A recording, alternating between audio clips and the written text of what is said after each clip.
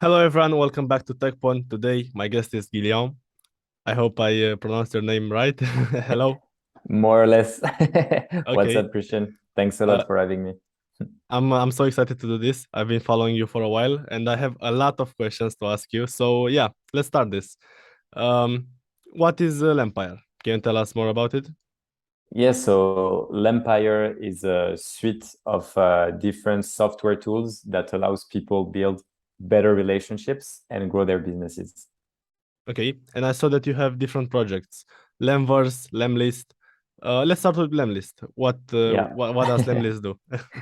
So lemlist is a sales automation platform. So essentially it allows you to automate your sales prospecting so you can get in touch with your further customers, start building relationship with them, and down the line get more sales and grow your business.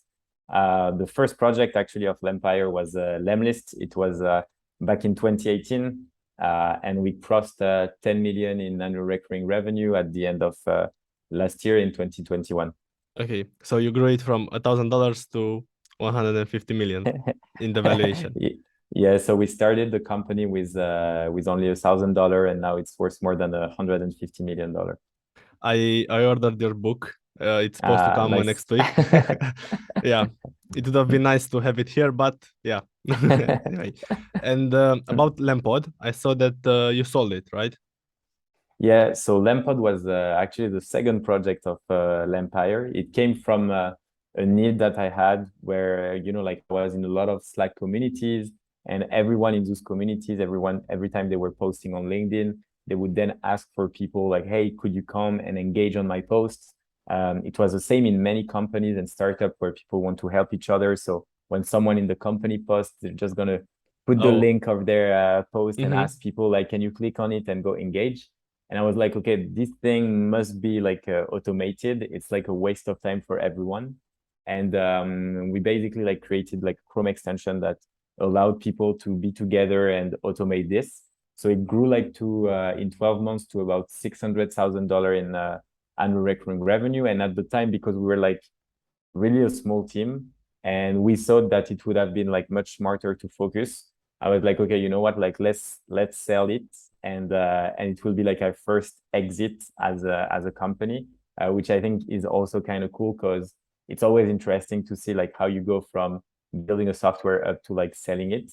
Um, so that's what I did, and it allowed me also at that time, to just de-risk a bit of the business. Do some investments on the side, and then we also sold a bit later 20% of Lemlist. Mm-hmm. Ah, okay. And it also allowed you to focus more on lemlist. Yeah, exactly. I mean, that was the initial idea was to focus and to focus on only like one project. But as we grew, I was like, okay, like in my mind, I really enjoy like building multiple software if they are helpful to our audience. And I do feel like there are a lot of things to help people build better relationships and grow their business because I feel like overall the software industry is still like following the same codes, and I do love to break the codes. So I was just thinking that there are more things that we can do, and we can do like them better. So instead of like focusing fully on one software, I just said like, okay, you know what? Let's keep building more, and that's what we're doing at the moment. And after lempod, is it lemverse? Yeah, exactly. So lemverse came during COVID, where we felt the need to reconnect a bit more as a team because I think like whenever you're working remotely, obviously it's nice, but it can also feel like a bit alone from time to time. And thanks to lemverse, it's just like you have your virtual workspace where you can just go and talk to your colleagues. It looks like a video game a little bit, like from like old school Nintendo type of things. So I think it's pretty friendly, and it's a great way like to interact with people. So far, Lemverse is not making any like revenue because it was very like at first just a project for us. But we Yes. started to see like more and more people asking like, "Hey, can I build my office? What can I do with it, etc., etc." We had schools even like setting this up. So I was like, you know what, like maybe it's a it's a business after all. So the idea is to like onboard about like 100 team by September, Mm-hmm. and as of maybe like September or October, start charging people. And I guess like the final decision of whether or not we want to grow it as a like real SaaS business would be around like January or February, like 2023. Okay. And going back to lemlist, tell us more about the lemwarm feature. I found it very, very interesting. So please explain it to people. How does it work? Yeah, so essentially, like whenever you're sending emails, you can track who are opening your emails, which is usually what marketers love to do because they know the open rate, meaning how many people are interested in the emails that they are sending. The only issue with the open rate is it doesn't tell you where your email is landing.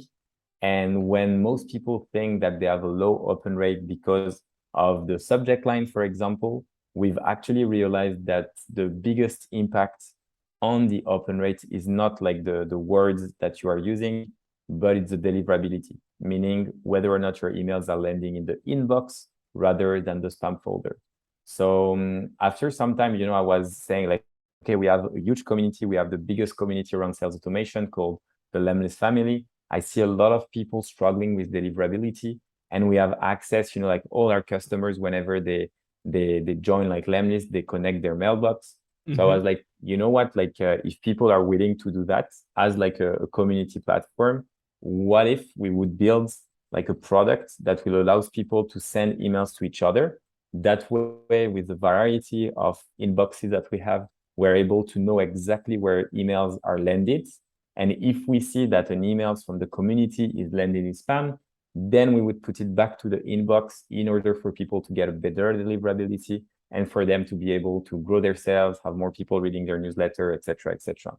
So we started it just like for fun and see whether or not, but it was like a huge like success. And from that, actually, lemwarm in about a month, it's going to be a standalone product. So it will be Oh, like taken out of lemlist. Obviously, for lemlist paying customers, it's not going to change anything, but nice. it's really something that we plan like kind of to put outside because the truth is like we have so many people like copying us just because it's I mean trying to copy us because they believe that it's something simple.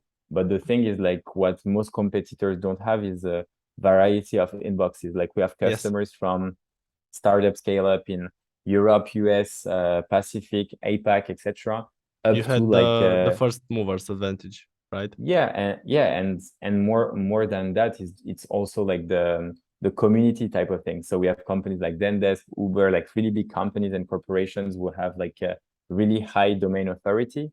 And Yes. most people who are like copying us, they just create fake Gmail accounts to create clusters and do like shitty things, which in the end doesn't work. So for Yeah. us, it's like it's really cool. It's a really cool project, and I think we should really like triple down on it because it's also like a huge topic, the deliverability. I also found out about the personalized images and the landing pages. And again, I found that brilliant. Can you tell us some other three features that your customers love? Yeah, so I think the first one, as you said, like deliverability is huge, meaning like making sure your emails are landing in the inbox.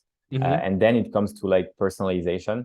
So as you said, like we're able to add dynamic images. So for example, you could add automatically the logo of the company you're reaching out to, the first name of the person on an image, which makes it like super personalized.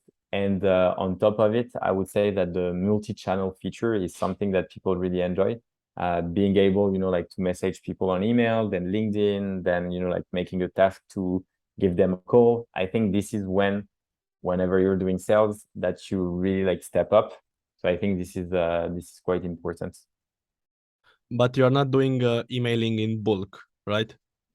No, so the idea is that we have our own sending algorithm Mm-hmm. that will send the emails one after the other in order to maximize deliverability. So we worked a lot on the deliverability topic, trying to understand what was impacting it and how to really like help our users get the best one as possible. So I will not disclose like all the parameters that we use, but it's very like advanced. Mm-hmm. Do you offer a free trial? Yeah, 14-day free trial. Mm-hmm. And I saw that with the email outreach plan, you also get a masterclass for free, which costs around $800, right? Yeah, exactly. Like it's something we have like we sold the masterclass like I think it was a year ago. And Hmm. then like we sold it I think in 1 hour, like during a webinar. I made around like $100,000 or something, which was really crazy. But the truth is like right now we offer it to people who are paying like the annual plan. But my feeling is that all this awesome content should Okay. actually like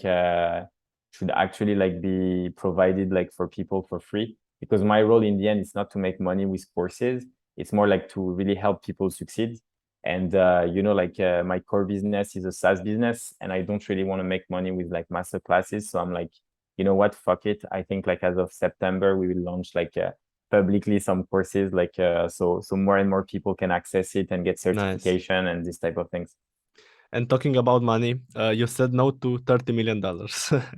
15 for the company, 15 for the three co-founders, right? Yeah, so we said no to like a huge fundraising. It was in 2021. It was for like a big stake in the company also.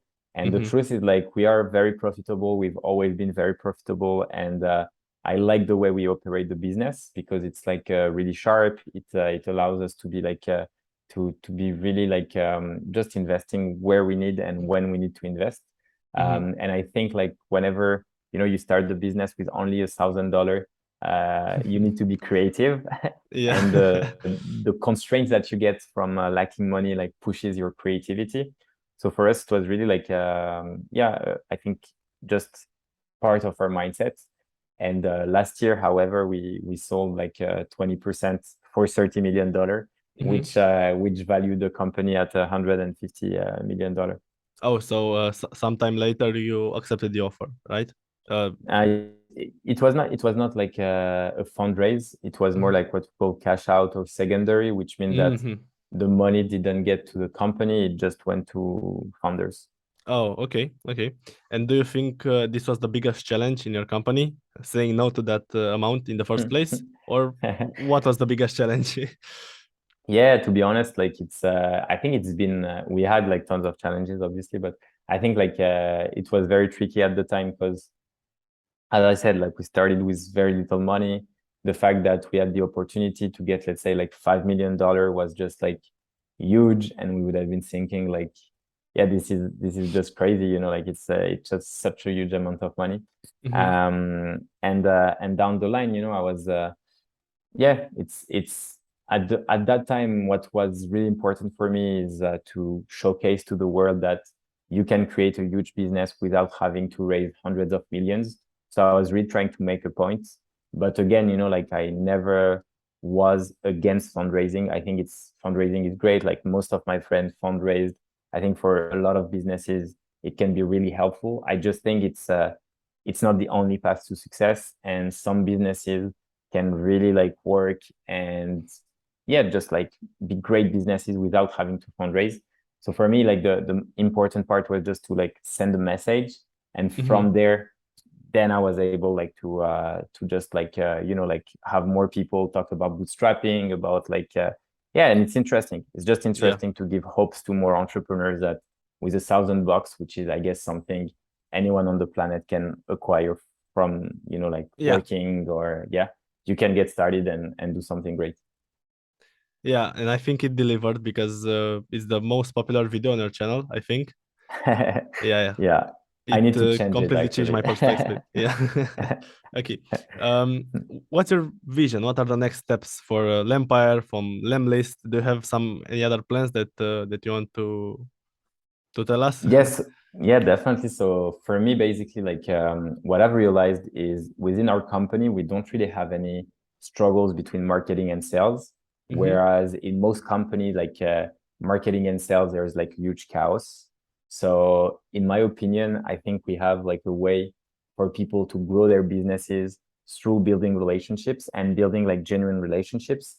Because in the end, like it's always come down to two things whenever you're doing business. It's trust.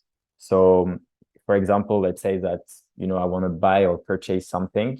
To purchase something from someone, I need to trust it. Even when I'm doing like grocery shopping, if I go to a store, I'm trusting that the food I'm going to buy is not going to poison me. This is like the basic of trust. Yes. And to build trust, you need to build connection. Sometimes the connection is emotional, so it's like you meet someone face to face, etc., and you have like this type of feeling. Sometimes it's based on the brand, so like a brand that is recognized and has like that is strong will allow you to trust it. But my feeling is, whenever we see like how the world is changing, I do feel like social selling or like building personal brands across like all platforms is the new way of doing sales. Because in Okay. the end, like for example, like we're having a cool chat, like you did, let's say that you didn't know about lemlist before, but down the line, like I tell you what I'm doing, I'm not trying to sell or anything. But if at some point you realize that you're having like I don't know, struggles about sales prospecting, etc., you can get in touch with me. I can give you tips. And then if you see Absolutely. that the tips are like helpful, maybe you're going to become a customer, maybe not, but maybe you will. Or maybe a friend of yours is going to ask you for like a tip or a tool. And I do feel like, to me, people think that this is not like really scalable, etc. But my feeling is like word of mouth and building connection with people, whenever combined, is like really the best way to scale your business and grow. And people don't leverage it enough. So Yeah. really, like, the vision is to, how exactly do we think about the future of relationships? How do we automate the tasks that can be automated? But how, and most importantly, do we educate people on how to create their personal brands, how to sell, how to build connections and reports, and down the line, make them understand that with this path, it's the funniest and the coolest way to grow a business. I absolutely love this mentality. Incredible. I would love to hear your backstory, how you started. I don't know, from high school, from college, how you started. Yeah, so initially I'm a chemical engineer. So my parents Okay. grew up like on a farm, never did any like studies. Mm-hmm. So when I grew up, like my parents sacrificed like a lot. So my brother and I could get good education, and for them it was just really, really important that I studied science, because they were like, Okay. okay, if you become like an engineer or a scientist, you'll be able to do whatever you want. So that's what I Yeah. did. Even though deep inside, I think I've always been really passionate about like sales, marketing, and like just Yeah. business in general. It was the way Um, that they knew it works. yeah, exactly. And very like after that, when I graduated, like after like engineering, I was like, okay, I want to do something else. So I did like another master in marketing. Mm-hmm. And during that master, I started like a t-shirt company with my dad, because my Okay. dad was printing on fabrics. So we started like a t-shirt company, which was like a massive fail. I think I had planned everything, websites, promotion, etc., etc. I thought it was going to be like a huge hit. But the day we launched, I think we had like 5 or 6 orders. So I was like, oh my God, like desperate, etc. And from that time, one friend like in my school was actually like building his lead generation agency. Mm-hmm. And the agency was all about helping B2B customers find like more prospects and get meetings with relevant prospects. So I totally discovered like a new world, the world of first like B2B, so business to business, the Mm-hmm. world of sales prospecting, and also the world of software. And I guess like my engineering background kind of like made me really enjoy it and enjoy like the scalability and how things were built with software and self-service. And after some time, I just like decided to sell the shares of the agency, Mm-hmm.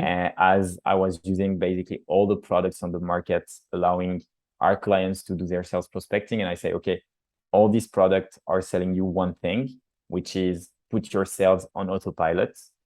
Which, to me, to be honest, if you are in the trenches and if you've done sales for at least like 1 day in your life, you know that Okay. there is no such things as putting your sales team on autopilot. Yeah. Otherwise, there would be no salespeople in the world. And Yeah. sales is really about building trust, building relationships. And I was like, okay, maybe we need to kind of like educate the market about it and do things differently. And that's how I got started with Lemlist in 2018. What's your take on college? Do you think it was worth it? Would you recommend it to someone who, I don't know, just finished high school? To be honest, it's very tricky. Like my feeling from meeting with people and like hiring people with college degree and no degree, etc., is like I think you can succeed anyway. Mm-hmm. I think it's easy. Like I mean, I've seen people with no degree who are just like super smart and outperforming others, etc. But the only thing that's depending on obviously your study, etc. Like, but it will teach you to learn. And for Okay. me, this is what a degree tells. A degree tells that you are capable of learning specific things about a certain topic. Mm-hmm. And what's really important, especially in startups, is that you keep always learning. So if you're like a really like you enjoy learning and you enjoy all these things, working in a startup is just like the same mindset. But the truth is with university, you have like a very specific like I would say like box that you're in. Yeah. So it's not always the best like to boost your creativity. So my Mm-hmm. advice like would be to yeah like study things that you feel comfortable with, but at the same time try to launch businesses on the side like or side hustle or working freelance or doing internship in startups if that's something you're interested in, obviously. And yeah, just like put no limits to what you can learn and what you can do. Like with my current knowledge right now of how the world works and how business works in general, Okay. would I be like doing all the studies that I've done? I think the answer is no. I would have just said like, you know what, like I'm just gonna go and start building online, like learn how to code, do website, like much earlier, like when I was like 15 or something like that. Yeah. But like in the end, I guess like without all the studies that I've made, etc., I wouldn't be here today. So I don't regret it. Absolutely. Absolutely. You mentioned hiring. What's the most important part for you when hiring a person? Hmm. This is very tricky, like because I've You know, hired like it's in this the debate, yeah attitude over skills, or yeah it's tricky. I've hired like a few hundreds people in the last years. So most of them, and not most of them, but yeah, a big chunk is bad hire, and often for me, I think I thought at first that you could only hire based on the mindsets. okay. But then I realized like some people, to be honest, really are not a fit if they don't have the skills and can't learn fast enough. Some people don't learn fast, like or are not like passionate about things. So if you have Mm-hmm. the right mindset but you're not passionate, it's not gonna work. So for me, I think like the most important thing is the culture fit. So it's like, what type of company do you want to build? And that might change over time, which is why it's so complex, like to keep your culture like the same. But it's Yes. like, what type of company like do you want to build? How do you want people to work? And what type of people do you want to work with? And I think it doesn't mean that you need to be friends with everyone, but to me, it just means that you need people who have the same mindset. So for example, I see a lot of people or CEOs, who are saying like, yeah, like I don't understand. Like when I see like companies where they have their employee to work like more than 9 to 5, etc., etc. For Mm-hmm. me, typically, I'm like a really hard worker. Like I work long hours. I really like, and I know that I do that because I love what I do, and I know that I learn so much faster than anyone else around me not working the hours, that I know that putting the hours is important. And I want to be surrounded by people who are challenging themselves, who are really passionate, who love to learn. And if that means working a long hour, obviously, like I'm super like conscientious about like burnout and all these risks. So you need to obviously have period of rest. It's like really important to go on holiday, take breaks, like Yes. or just like whenever you feel overwhelmed, just like to kind of like, okay, it's fine not working this afternoon, like my brain is like just overwhelmed, I'm just gonna take a break. It's fine. But it depends what type of team you want to build. For me, it's the same as, are you like a Sunday runner, or are you like a professional athlete, Okay. and Okay. for me, it's exactly the same. Like a guy would just want to run like I don't know 10K at the end of the year because he thinks it's fun and that's what he enjoys. there is nothing wrong with it. Like it can be really cool. Like it can be like having fun. It's good that it's exercising every day. Like perfect. But if you want to become the best and like achieve greatness, it's not by just chilling and like doing these things like that are just a bit less Yeah. intense, I Easy assume. choices. Hard life. Yeah. Yeah. Yeah. Nice. And how do you manage your time? You have so many projects. You also have your YouTube channel, your podcast. I don't know. Do you have Yeah. some It's tips for entrepreneurs for I don't know, in productivity? I think for me it's always like different, I would say, like not productivity, but I would say like more like efficiency periods, Okay. where I know that from time to time I'm gonna be able like to network, meet with a lot of other people, like read, watch videos, learn like shit tons of things. So in that time, I'm really not gonna be productive, in a sense that even though I'm learning tons of things, I'm actually not producing anything. And after that, I usually have times where I just remove all the meetings from my calendar and I'm just like hardcore working and applying everything that I've learned. So for me, it's like it's always this thing of getting tons of things in my brain, and after that having like time where I just like execute. Uh, Okay. I know that some people manage to kind of like have time for learning, then have time for like all these type of things. So far, I haven't managed to do that. However, what is helpful on a daily basis is to time box. So I usually time box things within the day where I know what I'm doing, and just make it easy for tasks. So for example, if I want to record, I'm just gonna have like a few hours of recording. If I want to write scripts, if I want to write posts on LinkedIn or like socials, all this type of things is like time boxed in my calendars. That's way I make sure that I'm gonna do it. I understand. I understand. So you're kind of in extremes. You have 2 weeks of learning, and after that, 4 weeks of applying, something like that. Yeah, yeah, exactly. I I think noticed that I to yeah. myself as well, because I was trying to balance them, but I saw that I'm no, this week is full of this. And yeah. Yeah. Okay. Mm-mm. Talking about your book, what's the number one thing that people can learn from your book, or why should they buy it? I guess it's like for anyone interested in growing a business, because the book goes from, like how do you find a problem to solve, how do you validate an idea quickly when you don't have money, up to how do you find your customers, how you scale it, and how you exit a business. So Mm-hmm. again, like in the last 4 years, I grew a business to a valuation of $150 million. I grew another one like that I sold, and like I did that just with $1,000. So I think it's all my learnings, very actionable, lots of little drawings to explain in a fun ways, like how things work. And yeah, I made it like super short also, because I think like most business books are like fucking boring. And I think you could, a business book, which is like sometimes 500 pages, could be just like maybe 100 page with like a light talk. So I just Exactly. write, yeah, I write the way I speak, no fluff. I just like cut things and make it super actionable. Okay. And what's your best tip for personal branding? Me, myself, I'm trying to grow my personal brand on Instagram, on LinkedIn, maybe on even on YouTube. What's your, I don't know, what your most important tip? You post a lot, so people Yeah. should absolutely follow you. I've learned a lot, and I've been following you for a month or something like that. So Mhm. yeah, tell us the secrets. For me, I would say that the first thing is find the topic you want to discuss about. Hmm. That can be two things.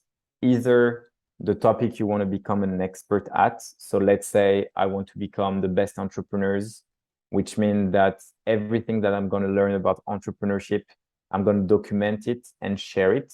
Hmm. So every time you read an article, watch a post that makes you think about something, or you learn something, write a post about this and post it. Yes. Or you do what we call like the past test, which is what have you learned in the last 2 years that you can teach to people. All of that is similar in a sense that if you want to master something, you need to teach it.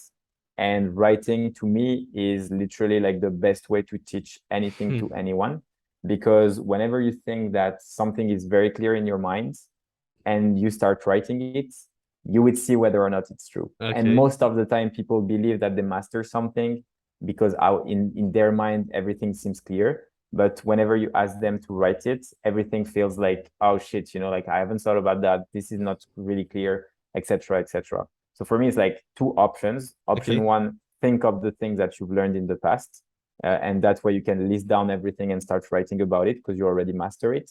Or option two, just think about where you want to be in the next years and start writing about it, you know, like as you go. So learn in public, essentially. Great piece of advice. I know that Gary Vee recommended that you don't have to create content, you have to document your process. Yeah, It's a simple shift that yeah, allows you to create a content and don't have that fear of, oh, I'm gonna be judged or something like that. So yeah, yeah, amazing. And about what you said, it's a saying that the teacher learns the most. When you teach something, you also learn it better. definitely, definitely. Okay, guys, you also have your own podcast, Bootstrap Stories. I started listening to it. I saw around 2 episodes, and I'm gonna watch all of them because it's incredible value. And I looked, I saw only 100 subscribers, and I said, "Wow, well, why don't you have more followers? It's a ton of value here." So yeah, I just wanted to spread the word, so you could also follow you at Bootstrap Stories on YouTube, also your personal YouTube channel, and yeah, lemlist also has a YouTube channel. We're everywhere. Okay, do you Mm. have anything to say to our audience as an outro? Yeah, like I mean, my role, to be honest, is to really like help as many people like launch their businesses, etc. So if you have any question, reach out to me on LinkedIn. I answer to every single of my messages. That's great. Yeah, you responded to mine when I asked you for a podcast. So yeah, he responds to all the messages. Thank you so much. I'm Thank you, grateful. Christian.